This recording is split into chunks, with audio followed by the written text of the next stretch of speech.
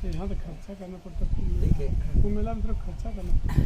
ये महाराज ने श्री दिगंबर शिव नारायण गिरी जी महाराज, इटली बाबा और हठयोगी बाबा और टाइगर बाबा और యోగిరాజ్ యోగిరాజ్ మహారాజ్ బోల్తే అంటే చాలా చాలా పేర్లు ఉన్నాయండి వీరికి ఇటలీ పోయి ఉన్నారు. ఇటలీలో ఈయనకు చదువు రాదు కానీ అన్ని అంగుటి కానీ ఇంగ్లాండ్ పోయిండు, పార్స్ పోయిండు, 10 దేశాలు పోయొచ్చిండు. అక్కడ యోగా నేర్పిండు కనుక ఆయన మొత్తము చక్కగా అన్ని భాషలు మాట్లాడతాడు. అన్ని క్రియాయోగా మహారాజ్ అన్ని యోగాలు వచ్చు ఆయనకి. చదువు రాకుండా అక్కడ ఒక యోగా గురూజీగా పేరు పొందారు. మళ్ళీ ఇక్కడికి వచ్చారు. పులి చర్మం వేసుకున్నందుకు టైగర్ బాబా అంటారు. आपका पास वो है ना टाइगर चर्म है,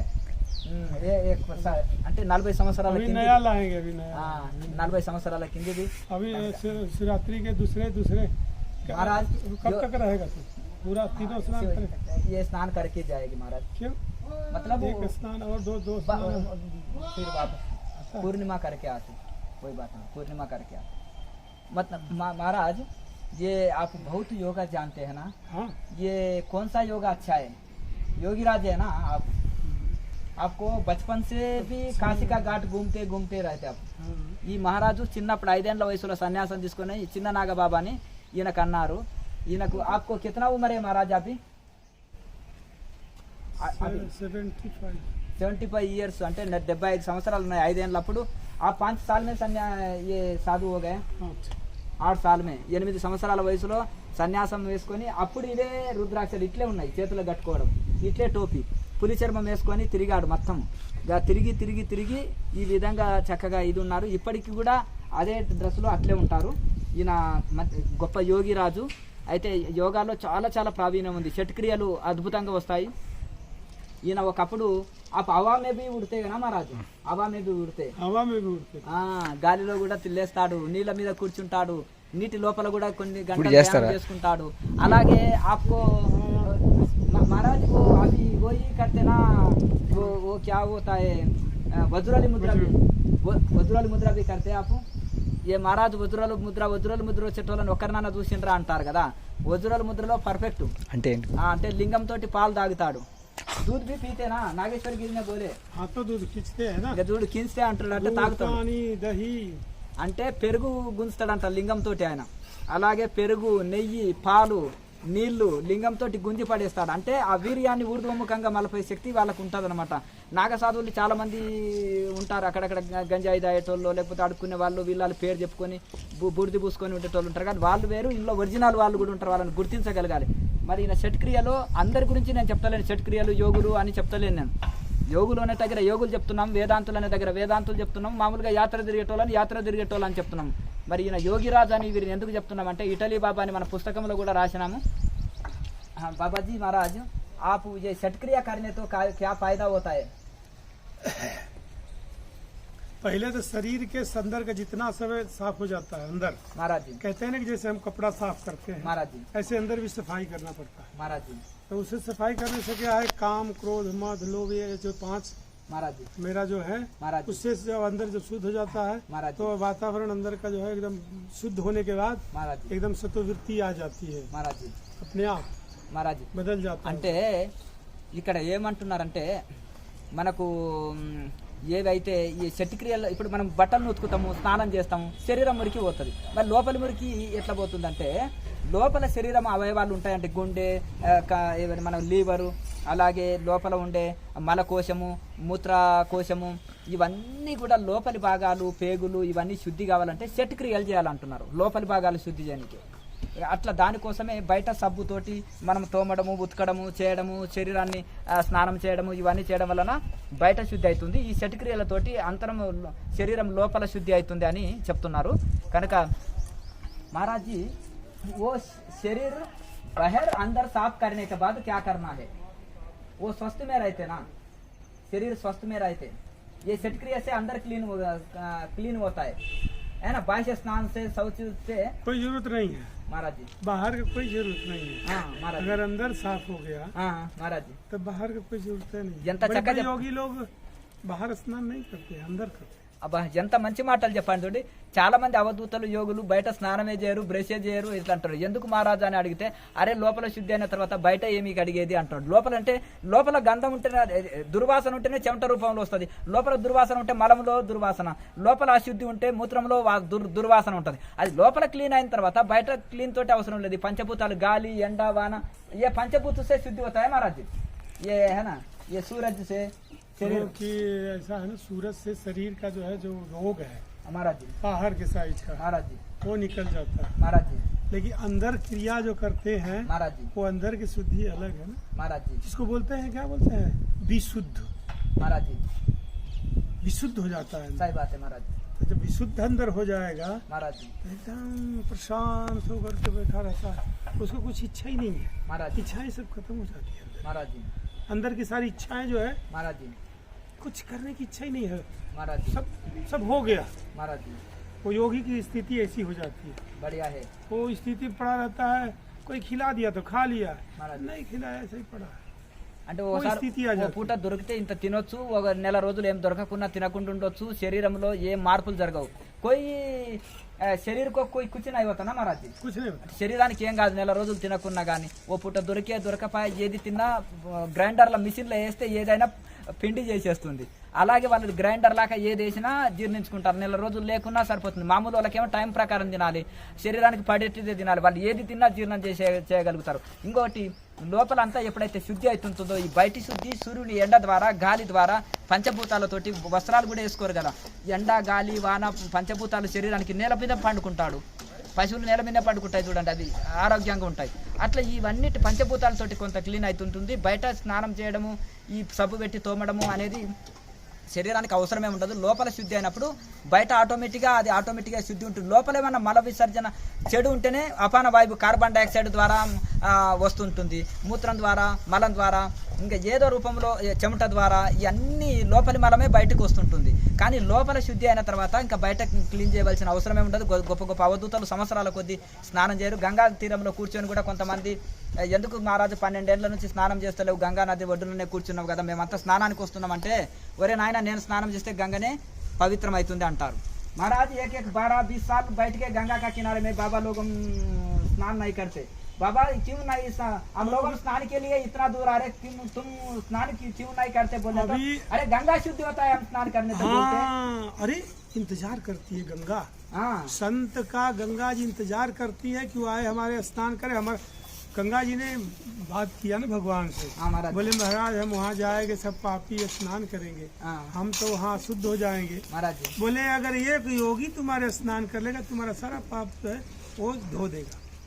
अच्छा तो ऐसे योगी कहाँ मिलते हैं. अभी है जो है कहाँ बनारस में एक महाराज जूना खड़े का एक योगी रहता है. महाराज अभी हो गया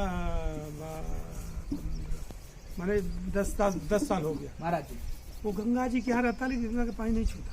हाँ महाराज हाँ महाराज एकदम ऐसे ही रहता है. न खाता है, कोई खाते देखता है, पीते देखता है उसको. महाराज एक बार मैंने देखा था ऐसे ही रहता है, ऐसे ही खुली जगह में. महाराज कुछ नहीं नीचे रहता है, कुछ नहीं है. महाराज जैसे पेड़ के नीचे रहता है. महाराज कोई आ गया बस आएगा ना कोई बस इधर देखेगा. महाराज बात नहीं करता. हाँ एकदम मौने बात करता ही नहीं. किसी की जरूरत क्या. वो स्थिति जब पहुंच जाता है ना महाराज तो किसी से बात करने की जरूरत नहीं. జరూరత్ నే బాత్ కరే ఎంత ఆయన ఫీలింగ్స్ వ్యక్తం చేస్తున్నారు చూడండి. ఆ స్థితి అందుకున్న వాళ్ళకి ఇంకా మాట్లాడాలని కోరికనే ఉండదు. తనలో తను రమిస్తాడు. ఆయన అందరు తింటుంటే చూస్తుంటారు, అందరు తాగుతుంటే చూస్తుంటాడు, తినడు తాగడు. ఆయన అందరు స్నానం చేస్తుంటే చూస్తాడు. 20 ఏళ్ళు అయినా ఆడ గంగా ఒడ్డునే కూర్చొని స్నానమే చేయడు.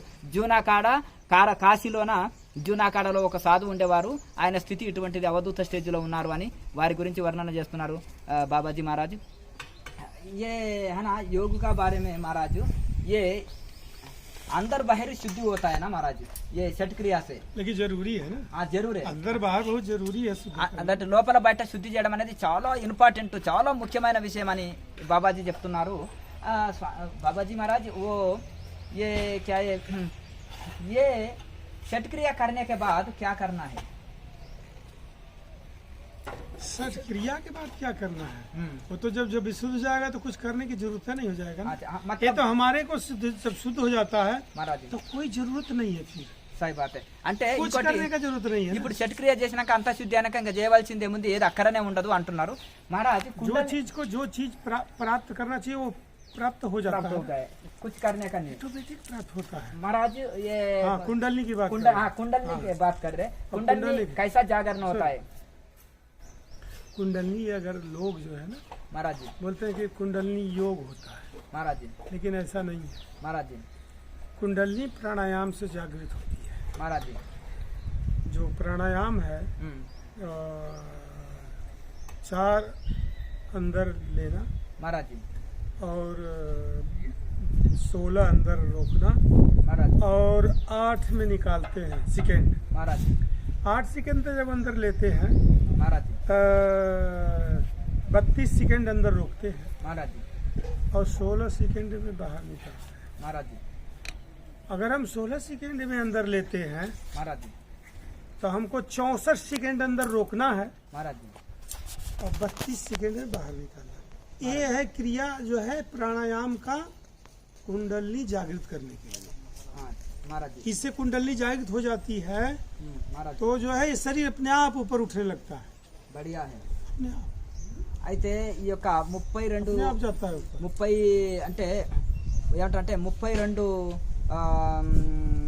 అంటే దాన్ని ఏమంటారంటే గడియలు 32 గడియలు తీసుకోవడము 32 గడియలు విడవడము 64 గడియలు లోపల బంధించడం శ్వాసను చేయాలి దాన్ని అది అభ్యాసం చేయగా చేయగా చేయగా శరీరము అలాగే కూర్చొని ఆసనంలో కూర్చుంటాం కదా పద్మాసనం సిద్ధాసనం అలాగే భూమి నుంచి పైకి లేచి గాలిలోనే శరీరం ఉంటుంది అక్కడే నిలిచిపోతుంటుంది ఈ అభ్యాసం చేయక ప్రాణాయామంలో అంత శక్తి ఉంటుంది అది ఆటోమేటిక్గా దానంతటా అదే కుండలిని కూడా యాక్టివేట్ అవుతుంది కుండలిని శ్వాస వెళ్ళి మూలాధారం నుంచి సుష్మనాడిలోకి ప్రవేశించినప్పుడు ఆటోమేటిక్గా కుండలిని యాక్టివేట్ అవుతుంది శరీరం కూడా గాలిలోనే ఉంటుంది అని స్వయం అనుభవంతో చెప్తున్నారు వీళ్ళ శిష్యుడు నాగేశ్వరగిరి అని ఉండే నాకు మంచి స్నేహితుడిగా ఉండే అతను చెప్పేవాడు అనమాట మా గురువు లింగంతో పాలు తాగుతాడు మలదారంతో కూడా పాలు తాగుతాడు అందరూ ఏమైనా నోటితోటి పాలు తాగుతుంటే మీ గురువు గారు లింగంతో పాలు ఎట్లా తాగుతాడు అందరూ ఏమో ఆసనం మీద కూర్చుంటే ఏమో గాలిలో ఎట్లా కూర్చుంటాడు మీ గురువు అని అంటారు ఏ నాగేశ్వర गिरी ने एक बार बताए गुरु जी ने दूध पूरा पी लिया कैसा पी लिया अरे लिंग से पी लिया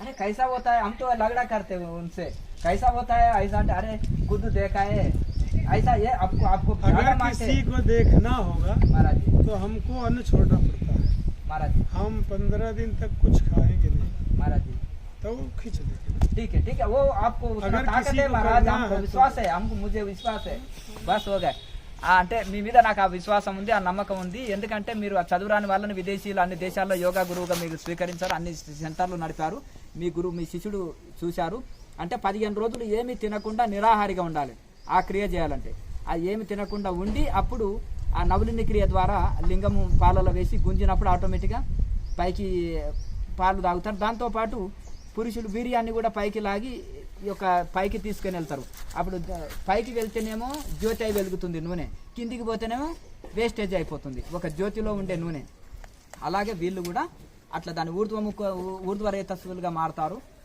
ये कुंडलिनी जागरण होने के बाद ये 6 चक्र है ना महाराज जी 7 चक्र है ये 7 चक्र में ये अलग अलग रूप दिखाती है हाँ एकदम 7 चक्र 7 चक्र शुद्ध होता है एक होता है एक जाएगा हाँ जब यहाँ आएगा ये अग्नि चक्र है महाराज जी पूरे शरीर में अग्नि लग जाती है हाँ ऐसा लगता है कि हम अग्नि से जल रहा हूँ महाराज अब उसी समय उसको कंट्रोल करना है महाराज जी उसी समय अगर कंट्रोल नहीं होता है तो वही डिस्टर्ब हो जाता है महाराज जी डिस्टर्ब मतलब जो है रुक जाती है अगर कहीं भी रुक जाती है महाराज जी तो कुंडली को धीरे धीरे जागृत करते हैं महाराज जी एक बैग जाते हैं ఇది అగ్నిచక్రం లాగా అంటే అగ్నిగోళం లాగా మండుతుంది జ్యోతి దర్శనం జరుగుతుంటుంది కదా దాన్ని అప్పుడు శరీరం అగ్నిమయంగా అయిపోతుంది రోగం లేని శరీరం తయారైతుంటుంది అది అగ్నిలాగా జ్వాల వస్తుంటుంది అప్పుడు మనం మెల్లగా కంట్రోల్ చేయాలి ఎక్కడో ఒక దగ్గర ఆగకుండా దాన్ని ఒక గురుముఖంగా అభ్యాసం చేసుకొని చేసినట్టయితే ఇబ్బంది కలగదు అని చెప్తున్నారు అట్లా మనం మిద్దె ఎక్కుతుంటే ఒక్కొక్క మెట్టు ఎక్కిపోతాం కానీ 10వ మెట్టు మీద డైరెక్ట్ కాలు పెట్టాం కదా అట్లాగే ఇది కూడా షట్చక్రాలు కూడా ఒక్కొక్కటి శుద్ధి అవ్వకుండా వస్తాయి అట్లా సాధన చేయగా ఇంతవరకు చెప్పిన ఆ ప్రాణాయామ టెక్నిక్ ద్వారా ఆ శుద్ధి అవుతాయి వారు హఠయోగము క్రియాయోగము అన్ని యోగాలు వారికి తెలుసు ఇప్పటికి కూడా వారు 3 గంటలకే లేచి యోగ సాధన ప్రారంభిస్తాడు ప్రతిరోజు కూడా చక్కగా అన్ని షట్ క్రియల్లో అన్ని క్రియల్లో చాలా అంటే ఉంటారు, చాలా తక్కువ ఉంటారు అనమాట. వాటిని అన్ని యోగం మీద పూర్తిగా తెలిసిన వాళ్ళు ఆయనది శాస్త్రజ్ఞానం కాదు. ఆప్కా పుస్తక జ్ఞానం नहीं है, मस्तक ज्ञान है. पुस्तक का ज्ञान नहीं है, मस्तक का ज्ञान है आपको. यही तो बड़ी बात. ఇదే గొప్ప మాట అంటున్నారు. బడి బాత్ ये पुस्तक मैंने देखा नहीं. ఇంతవరకు నేను పుస్తకాలు చూడలేదు, కానీ ఆయన చక్రాల గురించి, అలాగే వీటిదంటారు ఇవన్నీ మన పతంజలి యోగ సూత్రాల గురించి, అలాగే ఈ యొక్క అష్టాంగ యోగ మొత్తం గురించి చెప్తారంటారంట. అయితే ఇప్పుడు యాక్చువల్గా అట్లా ఈయన శిష్యులు చాలా గొప్ప గొప్ప వాళ్ళుగా ఇదైనరు. అయితే విదేశాల్లో అంతటా కూడా యోగ శిక్షణలు ఇచ్చారు. ఇక 5-6 భాషలు కూడా మాట్లాడగలుగుతారు. చాలా దేశాల్లో విదేశాల్లో శిక్షణ ఇచ్చి వచ్చారు. ఎప్పుడు ఈయన పుట్టింది కాశీ పక్క విలేజే. ఆయన కాశీలోనే ఉండేవాడు. 8వ ఏట సన్యాసం తీసుకున్నాడు. కాశీలో ఆ ఘాటుకి ఈ ఘాటుకి అంతా తిరుగుతుండే. ఇప్పుడు మొత్తం మీద చాలా ఇది महाराज जी आप बहुत तपस्या किया काशी में और समय में जप करते ध्यान करते आप चेला लोगों बताए आपका चेला लोगों अरे ये है ना श्री दिगंबर महाराज बाबा जी ने बस में चढ़ा के ये पूरा काशी से सुबह ध्यान करते बाकी का समय में पैदल करके गंगा घाट में इधर से उधर से आए वॉकिंग करके जपमाला घूमते हो मन शिव में लय करते हो ओम नमः शिवाय हर समय जप करते हो शिव नारायण 2 है दत्त स्वरूप है हाँ ऐसा ये बहुत तपस्या की है आपने बहुत तपस्या की करने के बाद ये योग में इतना परिपक्व हो गए महाराज आप 24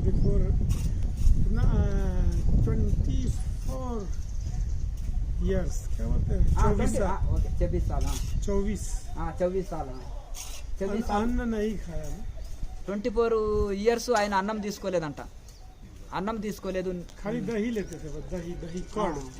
అంటే శరీరంలో ఉడుకు పెరగకుండా ఒక గ్లాసు పెరుగు తీసుకునే వాళ్ళట చిన్న గ్లాసు 24 సంవత్సరాలు ఒక గ్లాసు పెరుగు ఎందుకంటే పెరుగులో మజ్జిగ దాన్ని ఏమంటారు అంటే పెరుగులో కొంచెం నీళ్లు పోసి మజ్జిగలాగా చేసుకొని ఒక గ్లాసు మజ్జిగ తీసుకునే వాళ్ళు అంటే శరీరంలో హీట్ పెరగకుండా वो बढ़िया तपस्या महाराज आपको धन्यवाद है धन्यवाद प्रणाम कुछ कर महाराज अभी गुरु जी मेरे को नहीं मालूम कब आए मेरे दादा गुरु जी हाँ मिल गया है रौली वाला बताया तेरे को महाराज जो है वो अंदर घाव हो गया था महाराज जी दूध खींचता था पानी पीता था महाराज बहुत बढ़िया वो समय में आपको दत्तात्रेय का दर्शन हो गया तो जब मैं वहाँ गया तो वहाँ को जो पुजारी था सिंहाचल वहाँ लेके गए तो वहाँ पुलिस जो है बड़ा आदमी था ना वो हैदराबाद का सबसे बड़ा वकील जो है अनंत बाबू सबसे बड़ा वकील है जो है वहाँ का वहाँ वकील आते हैं पढ़ने के लिए वो कौन सा जगह में दत्तात्रेय का दर्शन हो गया आपको दर्शन तो काशी में मैंने अनुष्ठान किया था ना 9 दिन का अनुष्ठान किया था मेरे को दर्शन हो गया तो मेरे को लेके गई तो वहाँ जो है जो पुजारी था उसको मेरे अंदर दर्शन हो गया दत्तात्रेय का तो मेरे को जब देख लिया तो वो रोने लगा वो